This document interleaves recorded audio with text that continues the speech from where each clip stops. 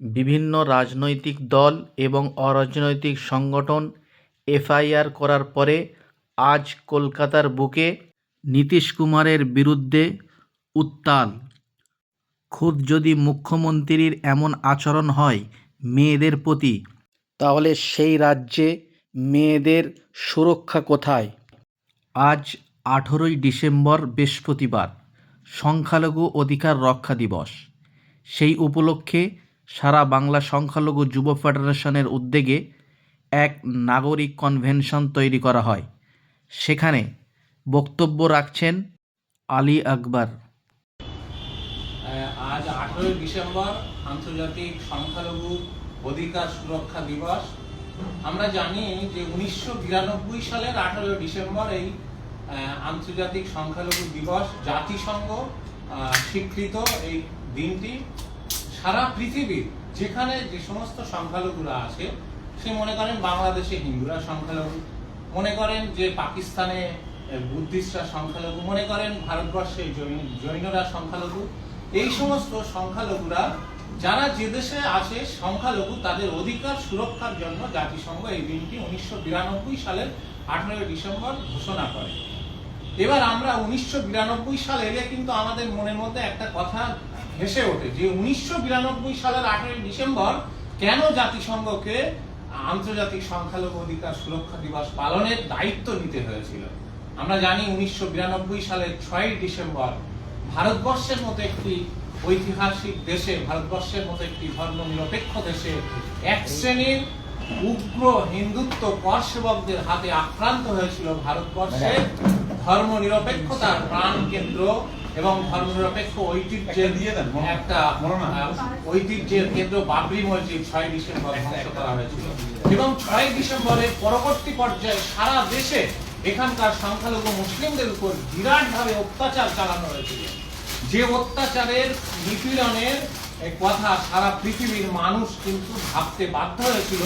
তাই কিন্তু 1992 সালের 6 ডিসেম্বরের পরপরই 18ই ডিসেম্বর এই আন্তর্জাতিক সংখ্যালঘু দিবস পালনের জন্য জাতিসংঘ উদ্যোগ গ্রহণ করেছিল। আর ওই বছরই ভারতবর্ষের জাতীয় সংখ্যালঘু কমিশন গঠন হয়েছিল। তার আগে পর্যন্ত কিন্তু ভারতবর্ষে আন্তর্জাতিক সংখ্যালঘু কমিশন ছিল না, জাতীয় সংখ্যালঘু কমিশন ছিল না। সেই 1992 সালের পরপরই কিন্তু ভারতবর্ষে জাতীয় সংখ্যালঘু কমিশন গঠিত হয়েছিল।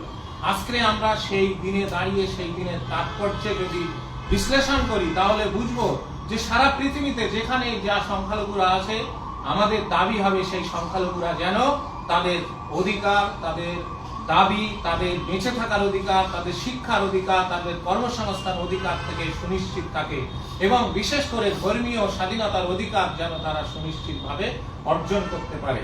আজকে ভারতবর্ষের মতো দেশে আমরা দেখছি যে ভারতবর্ষের মতো দেশে যেখানে মুসলিমরা এখানকার স্বাধীনতা আন্দোলনে লক্ষ লক্ষ মানুষ প্রাণ দিয়েছিল, এখানকার স্বাধীনতা আন্দোলনে লড়াই করে তারা ইংরেজদের বুলেট বুক পেতে সহ্য করে নিয়েছিল, সেই জায়গায় আজকে মুসলিমদেরকে দ্বিতীয় শ্রেণীর নাগরিক করে দেওয়ার চক্রান্ত করছে।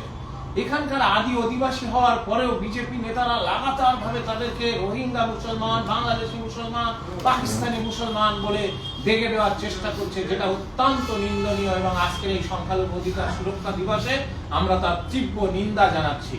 আমরা আরো দাবি করব, সারা ভারতবর্ষের ভারতীয় সংবিধান যে মুসলমানদের বেঁচে থাকার অধিকার দিয়েছে, ধর্মীয় স্বাধীনতার অধিকার দিয়েছে, শিক্ষার অধিকার দিয়েছে, এই অধিকার যেন কখনোই কোনোভাবেই হস্তক্ষেপ করা না হয় এবং ভারতবর্ষের যে চিরাচরিত ঐতিহ্য, ধর্মনিরপেক্ষতার ঐতিহ্য, সেটা যাতে টিকে থাকে। আজকের এই বিশেষ দিনে সে দাবিও আমরা তুলব।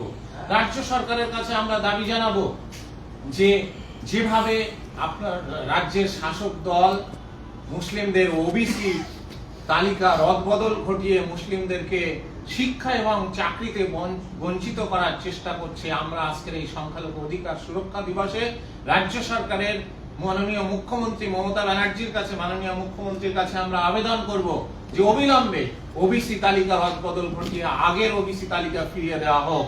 না হলে যেভাবে চলছে এবং প্রত্যেকটা রিক্রুটমেন্ট এবং বিভিন্ন জায়গার উচ্চশিক্ষার ভর্তি আমরা লক্ষ্য করছি, সেখানে কিন্তু মুসলিমরা বঞ্চিত হচ্ছে। তাই সংখ্যালঘুদের যদি সত্যি অধিকার দিতে চান, তাহলে অবিলম্বে মুসলিম ছাত্র এবং যুবদের কথা মনে রেখে, মাথায় রেখে অবিলম্বে ওবিসির পুরনো তালিকা ফিরিয়ে দিয়ে মুসলমানদের আবার শিক্ষা এবং চাকরিতে সুযোগ দেওয়া হোক। আজ 18ই ডিসেম্বর। আজকের দিনটি বিশ্বজুড়ে পালিত হয় সংখ্যালঘু অধিকার দিবস হিসাবে। এই দিনটি আমাদের মনে করিয়ে দেয় একটি রাষ্ট্রের প্রকৃত শক্তি শুধু সংখ্যাগরিষ্ঠতার জোরে নয়, বরং সংখ্যালঘুদের নিরাপত্তা, সম্মান ও ন্যায্য অধিকারের মধ্যেই লুকিয়ে আছে। সংখ্যালঘু মানে দুর্বল নয়, সংখ্যালঘু মানে সেই মানুষগুলো যাদের ধর্ম, ভাষা, সংস্কৃতি বা জাতিগত পরিচয় সংখ্যায় কম, কিন্তু অধিকার পাওয়ার ক্ষেত্রে তারা সংখ্যাগরিষ্ঠের সমান।